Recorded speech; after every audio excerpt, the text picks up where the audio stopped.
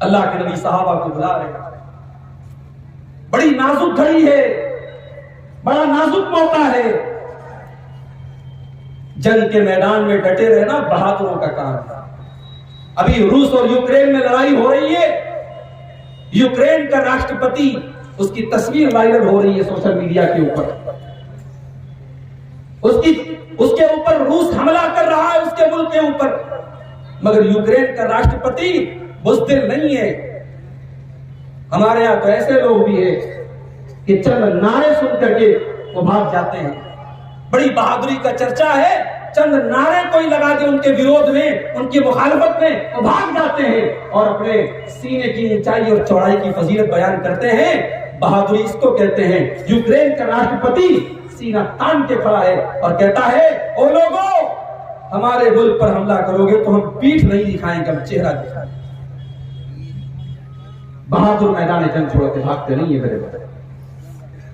نبی اکرم کھڑے ہیں میدان جنگ میں، صحابہ کرام میں افراتفری مچی ہوئی ہے، انصاری صحابہ بھی بھاگ رہے ہیں۔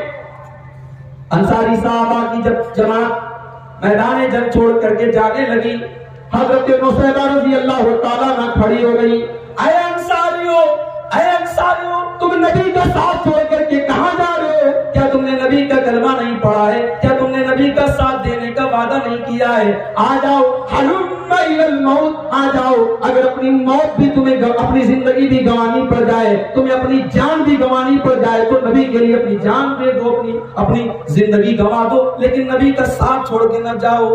حضرت نصیبہ رضی اللہ تعالیٰ عنہ نے میدان جنگ میں کھڑے ہو کر کے جب یہ تقریر کی تو جتنے انصاری صحابہ تھے، اس عورت کی، کیونکہ وہ بھی انصاریہ تھی، اسی انصار کے قبیلے سے ان کا تعلق تھا، ان کی بات سن کر کے ان کے اندر ایک ہمت پیدا ہوئی اور پھر تمام کے تمام صحابہ بڑی بہادری سے مقابلہ انہوں نے کیا اور پھر انہوں نے مشرکین کو شکست دی۔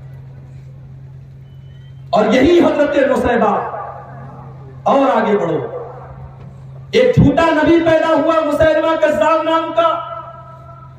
اللہ کے نبی نے حضرت نصیبہ کے بیٹے حبیب کو بھیجا کہ جاؤ تم مسیلمہ کذاب کا مقابلہ کرو۔ حضرت حبیب رضی اللہ تعالیٰ عنہ نصیبہ کے بیٹے ہیں، مسیلمہ کذاب کا سامنا کرنے کے لیے، اس کا مقابلہ کرنے کے لیے گئے۔ مسیلمہ نے کہا، کیا تم گواہی دیتے ہو کہ محمد اللہ کے رسول ہے؟ کہا کہ ہاں میں گواہی دیتا ہوں محمد اللہ کا رسول۔ کہا کیا تم گواہی دیتے ہو کہ میں مسیلمہ، میں بھی اللہ کا رسول ہوں؟ حضرت حبیب نے کہا مجھے سنائی نہیں دے رہا ہے۔ کہا بدتمیز، میں کہہ رہا ہوں میں اللہ کا رسول ہوں کہ نہیں ہوں؟ کہا نہیں مجھے کچھ سنائی نہیں دے رہا، میں رسول، آخری رسول صرف ایک شخصیت کو مانتا ہوں، جناب محمد رسول اللہ صلی اللہ علیہ وسلم۔ مسیلمہ نے حضرت حبیب کو قتل کروایا اور تاریخ کے الفاظ ہیں، سیرت کے الفاظ ہیں، اس نے حضرت حبیب کی بوٹی بوٹی کروا ڈالی، ان کے بدن کا قیمہ قیمہ کروا ڈالا، ان کے بدن کے ٹکڑے ٹکڑے اس نے کروا ڈالے۔ اور جب حضرت حبیب کی یہ ٹکڑی ٹکڑی ٹکڑوں میں بٹی ہوئی جب یہ لاش مدینہ میں پہنچتی ہے اور حضرت نصیبہ اپنے بیٹے کی اس لاش کو دیکھتی ہیں تو کہتی ہیں، عادتہ لہذا واحتسبتہ عند اللہ۔ او لوگوں، آج میرے بیٹے کی یہ کٹی پھٹی لاش میرے سامنے موجود ہے، آج میرے بیٹے کی بوٹیاں کاٹی جا چکی ہیں، آج میرے بیٹے کے بدن کے ٹکڑے کیے جا چکے ہیں، لیکن مجھے ذرہ برابر کوئی افسوس نہیں ہے۔ میں نے تو اپنے بیٹے کو آج کے دن کے لیے تیار کر کے رکھا تھا، میں نے تو اسی لیے اپنے بیٹے کو جوان کیا تھا، آج میرے بیٹے کی زندگی اسلام کے کام آئی ہے، آج میرے بیٹے کی زندگی محمد رسول اللہ کے کام آئی ہے، میں نے تو اپنے بیٹے کو اسی دن کے لیے تیار کیا تھا۔ نبی کے صحابہ اور نبی کی صحابیات، ہمارا عقیدہ سن لو، اہل حدیث کا عقیدہ سن لو، قیامت کی صبح تک نبیوں کے بعد، پیغمبروں کے بعد، اللہ کے رسولوں کے بعد اس روئے زمین میں اتنی مقدس جماعت نہ گزری ہے، نہ گزری۔ ہمارا عقیدہ یہ ہے، دنیا کا عقیدہ کچھ بھی ہو، ہم نے نبیوں کے بعد اور رسولوں کے بعد اگر کسی کو مقام دیا ہے تو نبی کے صحابہ کو۔ اور جانتے ہو نبی کے صحابہ کون ہیں؟ میں آج کی تقریر صرف ایک آیت کی روشنی میں کروں گا، صرف ایک آیت پڑھوں گا، اسی آیت کی روشنی میں صحابہ کا مقام بیان کر کے میں اجازت لے لوں گا۔ کون سی آیت ہے وہ؟ قرآن مجید میں سورہ فتح کے نام سے ایک سورت ہے، سورہ فتح کی آخری آیت ہے۔ آئیے ذرا اس آیت کریمہ کو سمجھ لیتے ہیں۔ نبی کے صحابہ کی عظمت کو سمجھنے کے لیے میرے بھائیوں صرف اس ایک آیت کو سمجھ لیجئے، بات آپ کو سمجھ میں آئے۔ محمد الرسول اللہ، محمد اللہ کے رسول ہیں، والذین معہ، اور جو آپ کے ساتھی ہیں، جو آپ کے کمپینین ہیں، جو آپ کے ساتھ رہنے والے لوگ ہیں۔ یہاں غور کرنے والی بات یہ ہے، جب نبی کے صحابہ کی بات چل رہی ہے، جب مقام بیان کیا جا رہا ہے نبی کے صحابہ کا، جب عظمت بیان کی جا رہی ہے نبی کے صحابہ کی، تو شروع میں یہ کیوں کہا جا رہا ہے کہ محمد اللہ کے رسول ہے؟ اس کو سمجھنے کے لیے آؤ 1400 سال پہلے چلتے ہیں۔ سن 6 ہجری کا زمانہ ہے، اللہ کے نبی 1400 صحابہ کرام کو مکہ مدینہ سے لے کر کے مکہ جا رہے ہیں، احرام پہنے ہوئے ہیں، عمرہ کرنے کے ارادے سے اللہ کے نبی نکلے ہوئے ہیں۔ حدیبیہ نام کی ایک جگہ پر مکہ کے کافروں نے روک لیا، اے محمد آپ مکے میں انٹری نہیں کر سکتے، اے محمد آپ کے صحابہ مکے میں انٹری نہیں کر سکتے، آپ مکہ میں داخل نہیں ہو سکتے۔ کہا کیوں؟ ہم تو کوئی ہتھیار لے کے نہیں آئے، ہم تو لڑنے کے لیے نہیں آئے، ہم تو احرام کا کپڑا پہن کر کے آئے ہیں، ہمارے ساتھ تو قربانی کے جانور بھی ہے، ہم تو عمرہ کرنے کے لیے آئے ہیں، ہم تو اللہ کے گھر کا طواف کرنے کے لیے آئے ہیں، تو ہم کو کیوں روک رہے ہو؟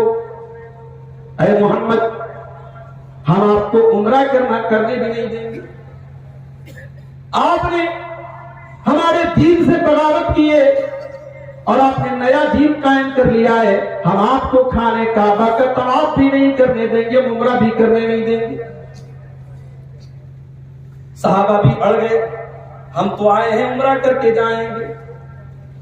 اللہ کے نبی نے دیکھا بہت مسئلہ گرم ہو رہا ہے، اللہ کے نبی نے حضرت عثمان غنی سے کہا، اے عثمان ایک کام کرو، تم مکہ والوں کے پاس جا کر کے ان سے بات کرو، ان سے ڈسکشن کرو، ان سے گفتگو کرو، ان کو سمجھانے کی کوشش کرو کہ ہم عمرہ کرنے کے لیے آئے ہیں۔ عثمان غنی مکہ گئے، مکہ کے کافروں نے ان کو روک لیا۔ ادھر مسلمانوں کے بیچ میں یہ افواہ ہو گئی کہ مسلمانوں کے صحابی کو حضرت عثمان غنی کو مکہ کے کافروں نے قتل کر ڈالا، شہید کر ڈالا۔ آج ہمارے بہت سارے بھائی یہ عقیدہ رکھتے ہیں کہ اللہ کے نبی عالم الغیب تھے، اللہ کے نبی کو سب کچھ پتا تھا۔ اگر اللہ کے نبی کو سب کچھ پتا تھا تو آپ کو بھی یہ بھی پتا تھا کہ حضرت عثمان غنی شہید نہیں ہوئے ہیں، مکہ والوں نے ان کو روک لیا ہے۔ مگر یہاں اللہ کے نبی نے 1400 صحابہ کرام کے ساتھ مل کر کے ایک پیڑ کے نیچے آپ نے بیعت کی کہ عثمان غنی کے خون کا بدلہ جب تک ہم لوگ نہیں لے لیں گے ہم یہاں سے واپس نہیں جائیں گے۔ 1400 صحابہ کرام ہیں، اللہ کے نبی کے ہاتھ کے اوپر اپنا ہاتھ رکھ کر کے وہ بیعت کر رہے ہیں، وہ ایگریمنٹ کر رہے ہیں، وہ وعدہ کر رہے ہیں کہ ہم عثمان غنی کے خون کا بدلہ لے کر کے یہاں سے جائیں گے، ہم خالی ہاتھ نہیں جائیں گے۔ 1400 صحابہ کرام نبی کے ہاتھ پر بیعت کر رہے ہیں اور قرآن کریم میں اللہ تعالیٰ اس بیعت کا نقشہ کھینچ رہا ہے، لقد رضی اللہ عن المؤمنین اذ یبایعونک تحت الشجرہ فعلم ما فی قلوبہم فانزل السکینۃ علیہم واصابہم فتحا قریبا۔ او لوگو اب میں تو اپنے نبی کے ان 1400 صحابہ کرام سے راضی ہو گیا جو پیڑ کے نیچے میرے نبی کے ہاتھ کے اوپر بیعت کر رہے تھے۔ ایک بات بتاؤں آپ کو، جھارکھنڈ سے آپ کسی مسجد کا چندہ کرنے کے لیے اگر یوپی جائیں گے تو یوپی کی جو صوبائی جمعیت ہے اس سے آپ کو تصدیق نامہ لینا پڑے گا، توصیہ لینا پڑے گا۔ پھر اگر آپ بنارس میں چندہ کرنے کے لیے آئیں گے تو جو بنارس کی ڈسٹرکٹ لیول کی جو جمعیت ہے، ضلعی جمعیت ہے، اس سے آپ کو توصیہ لینا پڑے گا، تب بنارس میں چندہ دینے والے کہیں گے ہاں بھائی اب یہ مدرسہ صحیح ہے، اس کو چندہ کیا۔ یہ سسٹم ہے، پورے انڈیا کا سسٹم ہے۔ یہ سسٹم کیوں بنایا گیا؟ یہ سسٹم اس لیے بنا تھا کہ کوئی فرضی چندہ کرنے والا اگر چندہ کرنے جائے تو پکڑ لیا جائے۔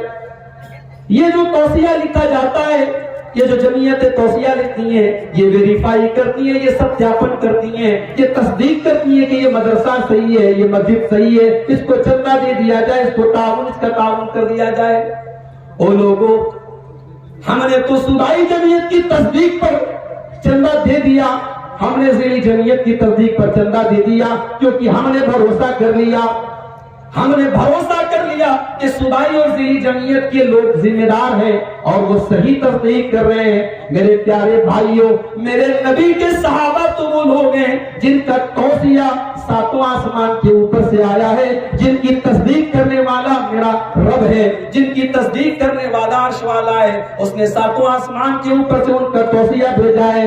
اللہ نے فرمایا والسابقون الاولون من المہاجرین والانصار والذین اتبعوہم بإحسان رضی اللہ عنہم ورضوا عنہ۔ او لوگوں، میں اپنے نبی کے تمام صحابہ سے راضی ہوں، میں سرٹیفائی کر رہا ہوں، میں تصدیق کر رہا ہوں، میں ستیاپت کر رہا ہوں، لقد رضی اللہ، کہ میں ان سے راضی ہو گیا، میں ان سے راضی ہو گیا، وہ مجھ سے راضی ہو گیا۔ کتنی بڑی بات ہے، نبی کے صحابہ کا توصیہ آسمان سے آیا۔ آج میرے پاس، میں ٹرین میں آ رہا تھا، میرے پاس ایک کال آیا الہ آباد سے، ایک کال آیا، مولوی صاحب مجھے 800 میں 786 نمبر ملے ہیں۔ ایک اسٹوڈنٹ تھا مدرسے کا، عربی کی تیسری جماعت میں پڑھ رہا ہے، اس نے کہا مولوی صاحب مجھے 800 میں 786 نمبر ملے ہیں۔ میں نے کہا ماشاءاللہ، مبارک ہوئی، بہت اچھا نمبر آپ کو ملا۔ 800 میں 786 نمبر ملنا کوئی معمولی بات تھوڑی ہے، مذاق بات تھوڑی ہے۔ دنیا میں اگر کسی کو 800 میں 786 مل جائے، 780 مل جائے، 790 مل جائے، 799 مل جائے، وہ بہت بڑا 30 مارک مانا جاتا ہے، بہت بڑا کامیاب مانا جاتا ہے۔ میرے پیارے ساتھیوں، میرے پیارے بھائیوں، میری پیاری ماں اور بہنوں، میرے نبی کے صحابہ تو وہ لوگ ہیں جو اللہ تعالیٰ کے امتحان میں 100 میں 100 نمبر پانے والے لوگ ہیں۔ اولئک الذین امتحن اللہ قلوبہم للتقوی، اللہ فرماتا ہے وہ لوگوں، میں نے اپنے نبی کے صحابہ کے دل کا امتحان لیا ہے، میں نے ان کے تقوی کا امتحان لیا ہے، میں نے ان کے دل میں جھانک کر کے دیکھ لیا ہے، ان کے دل میں اللہ کا ڈر ہے، ان کے دل میں اللہ کا تقوی ہے، اور اللہ کہہ رہا ہے میں ان کو پورا نمبر دے رہا ہوں۔ اولئک الذین امتحن اللہ قلوبہم للتقوی، وہ تقوی کے امتحان میں 100 میں 100 پانے والے لوگ ہیں۔ 1400 صحابہ کرام نبی کے ہاتھ پر بیعت کرے۔ واقعہ لمبا ہے۔ پھر مشرکین کے درمیان اور مسلمانوں کے درمیان ایک صلح ہوتی ہے۔ صلح نامہ میں یہ لکھا گیا، حضرت علی رضی اللہ تعالیٰ وہ لکھ رہے تھے، انہوں نے لکھا بسم اللہ الرحمن الرحیم۔ مکہ کے کافروں نے کہا یہ رحمان کون ہے؟ ہم تو رحمان کو نہیں جانتے، ہم تو اللہ کا نام جانتے ہیں، ہم رحمان نہیں جانتے، تم یہ بسم اللہ الرحمن الرحیم مٹا دو اور اس کی جگہ تم لکھ دو بسم کا اللہم، جو پہلے ہم لکھا کرتے تھے۔ اللہ کے نبی نے کہا علی چلو مٹا کے لکھ دو، کوئی بات نہیں۔ اس کے بعد اس صلح نامہ کے اندر پہلی لائن لکھی گئی، یہ صلح نامہ محمد رسول اللہ کے درمیان ہو رہا ہے اور مکہ کے قریش کے سرداروں کے درمیان ہو رہا ہے۔ جب یہ پہلی لائن حضرت علی نے لکھی، مکہ کے کافروں نے اٹیک کیا، انہوں نے اعتراض کیا، اے علی یہ تم نے کیا لکھ دیا؟ ہم محمد کو رسول اللہ کا مانتے ہیں، اگر ہم رسول اللہ مانتے تو پھر جھگڑا کس بات کا ہوتا، پھر لڑائی کس بات کی ہوتی، پھر جنگ کس بات کی ہوتی؟ اے علی محمد رسول اللہ کو تم رسول اللہ مانتے ہی نہیں ہے، تم رسول اللہ کو مٹا کر کے محمد ابن عبداللہ لکھ دو۔ حضرت علی نے غصے میں قلم رکھ دیا، کہا بھائی یہ کام میں نہیں کر سکتا، تم نہیں مانتے، میں تو مانتا ہوں، میں تو اپنے نبی کو نبی مانتا ہوں، میں تو اپنے رسول کو رسول مانتا ہوں، تمہارے نہ ماننے سے کیا فرق پڑتا ہے، میں رسول اللہ کو مٹانے والا نہیں ہوں۔ اللہ کے نبی نے دیکھا معاملہ گرم ہو رہا ہے، بات بڑھ جائے گی، آپ نے کہا اے علی ایک کام کرو، تم مت مٹاؤ، تم بتا دو کہاں پر لکھا ہے رسول اللہ، میں مٹا دیتا ہوں۔ حضرت علی نے اشارہ کیا، اللہ کے نبی نے رسول اللہ کے لفظ کو مٹا دیا، اب وہاں پر لکھ دیا گیا محمد ابن عبداللہ۔ یہ صلح ہو رہی ہے محمد ابن عبداللہ کے درمیان اور مکہ کے سرداروں کے درمیان۔ اب صلح ہو گئی، صلح ہونے کے بعد مسلمان بہت ناراض تھے، مسلمان بہت اداس تھے، ان کے دل میں بڑا غصہ تھا کہ اس صلح میں ہم نے اپنے آپ کو بہت ڈاؤن کر لیا ہے اور ہم نے بہت گر کر کے صلح کی ہے، مسلمانوں میں بہت غصہ۔ لیکن اللہ کے نبی کو پورا اطمینان تھا، کیونکہ آپ جانتے تھے یہ صلح ہو رہی ہے اللہ کی طرف سے اور ضرور اس صلح کا بہتر نتیجہ نکلے گا، اور بہتر نتیجہ نکلا اور کچھ ہی سالوں کے بعد مکہ فتح ہو گیا اور اللہ کے نبی اپنے صحابہ کے ساتھ مکہ میں داخل ہوا۔ اب جو بات میں بتانے والا ہوں اس کو نوٹ کر لو، مکہ کے کافروں نے اس تحریر میں سے محمد رسول اللہ کو مٹا دیا۔ اب یہاں پر اللہ تعالیٰ نے سورہ فتح کی 29 نمبر کی آیت نازل کی، اور آیت کا پہلا جملہ کیا ہے؟ محمد الرسول اللہ، محمد اللہ کے رسول ہے۔ مطلب یہ ہوا کہ مکہ کے کافروں، تم نے اپنی تحریر میں سے محمد الرسول اللہ کو مٹا دیا، تم نے اب اس کاغذ میں سے، اس ڈاکومنٹ میں سے محمد الرسول اللہ کو مٹا دیا، لیکن تم قرآن میں سے تو کبھی نہیں مٹا پاؤ گے۔ میرے نبی رسول اللہ ہیں، رسول اللہ تھے اور رسول اللہ رہیں گے۔ میں اپنے قرآن کے اندر یہ آیت نازل کر دے رہا ہوں، اب جب تک قیامت تک قرآن پڑھا جا رہا ہے تب تک دنیا میں یہ پڑھا جاتا رہے گا، محمد الرسول اللہ، محمد اللہ کے رسول ہیں۔ تم مت مانو، تم نے مٹا دیا اپنے کاغذ سے، مگر میں نے اپنے کلام میں، اپنے قرآن میں اس کو نازل کر دیا۔ اب جب تک قرآن پڑھا جائے گا میرے نبی کی شان پڑھی جاتی رہے گی، اور جب تک اذان ہوتی رہے گی اشہد ان محمد رسول اللہ، میرے نبی کے اللہ کا رسول ہونے کی صدائیں بلند ہوتی رہے گی۔ تم مت مانو، تمہارے ماننے نہ ماننے سے کیا فرق ہے؟ ابھی آپ کو پتا ہے ہمارے اتر پردیش میں وسیم رضوی نام کا ایک منحوس تھا، اس نے مذہب اپنا تبدیل کر لیا۔ چلو بھائی کوئی بات نہیں، بہت سارے لوگ ہوتے ہیں بھائی شہد کی مکھی پھول پر بیٹھتی ہے اور عام مکھی گندگی پر بیٹھتی ہے، تو یہ نیچر ہے، یہ مزاج ہے۔ شہد کی مکھی کو پھول پسند ہے، مکھی کو پخانا پسند ہے، تو اب کوئی اسلام کو چھوڑ کر کے مرتد ہو گیا، ٹھیک ہے، تمہیں اسلام نہیں سمجھ میں آیا، تمہارے دل میں اللہ تعالیٰ نے ہدایت نہیں لکھی تھی، کوئی بات نہیں، اللہ تعالیٰ نے تمہارے دل پر مہر لگا دی۔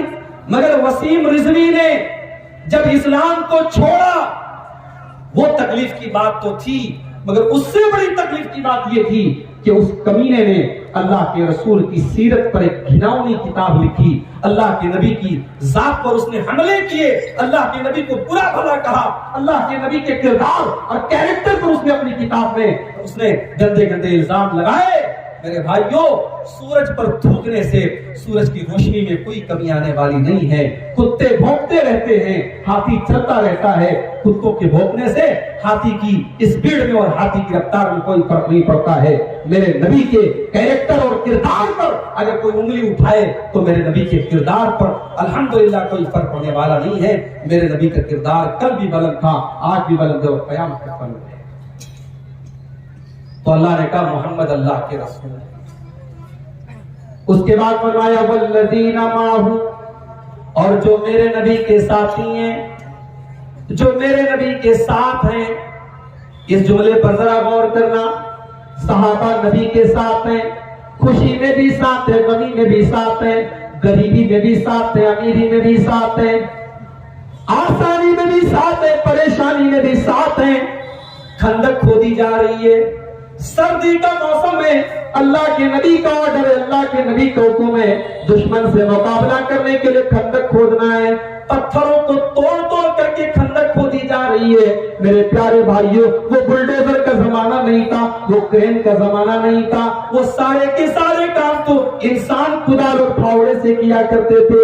وہ لوگوں تین دن کے بھوکے میرے نبی کے صحابہ پیٹ پہ پتھر باندھ کر کے نبی نبی کے حکم کی تعمیل کر رہے ہیں، وہ پیٹ پر پتھر باندھ کر کے خندق کھود رہے ہیں، سردی کا موسم ہے، سردی لگ رہی ہے، ان کے بدن کانپ رہے ہیں، مگر نبی کی محبت دیکھو، اسلام کی محبت دیکھو، وہ اس عالم میں بھی نبی کے ساتھ ہیں۔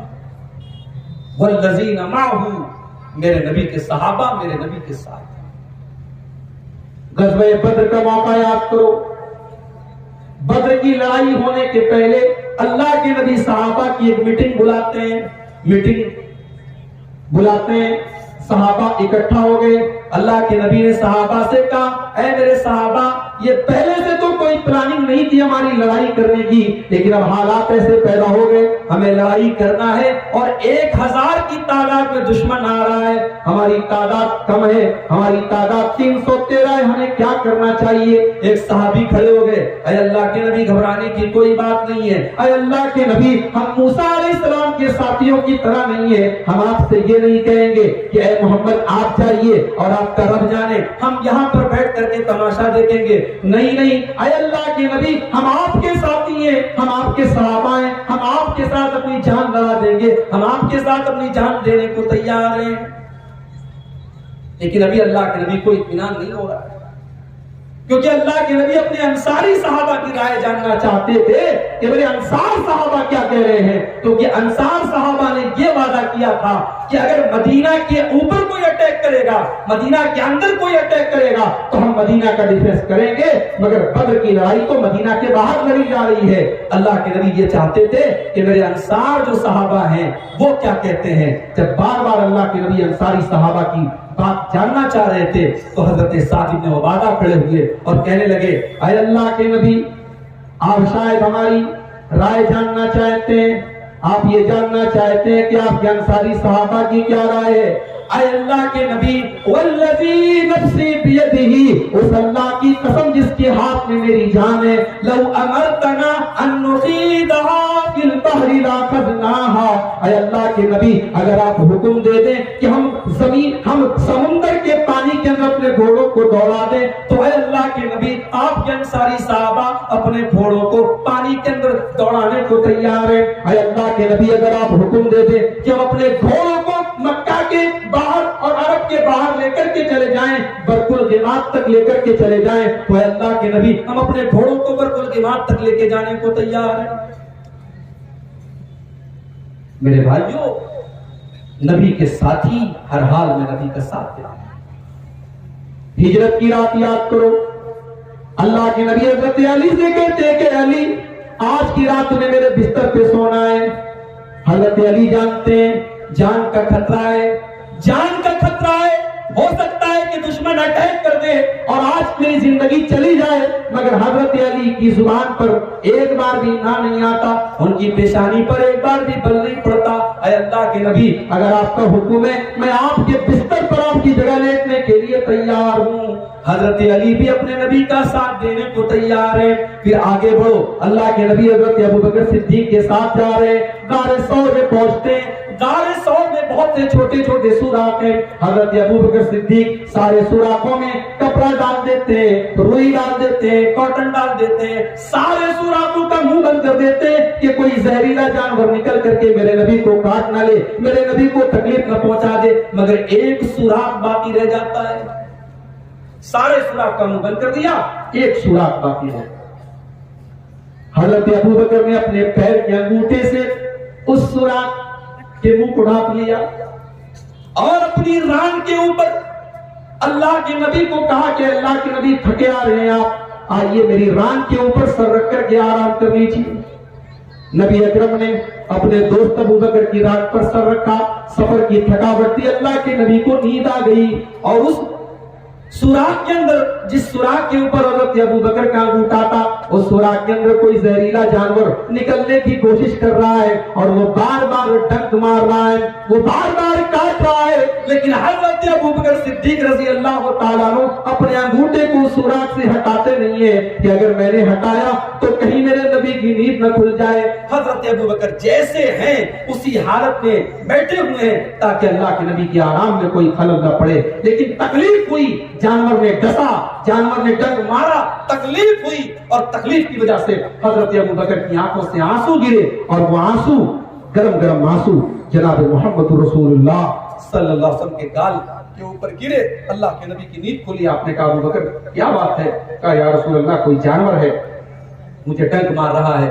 اللہ کے نبی نے ان کا انگوٹھا ہٹایا, جانور کو نکال کر کے باہر پھینکا, اور اس کے بعد آپ نے اپنا لعاب دہن حضرت ابو بکر کے زخم پہ لگایا اور ان کا زخم بالکل ٹھیک. تو نبی کے صحابہ ہر حال میں نبی کے ساتھ.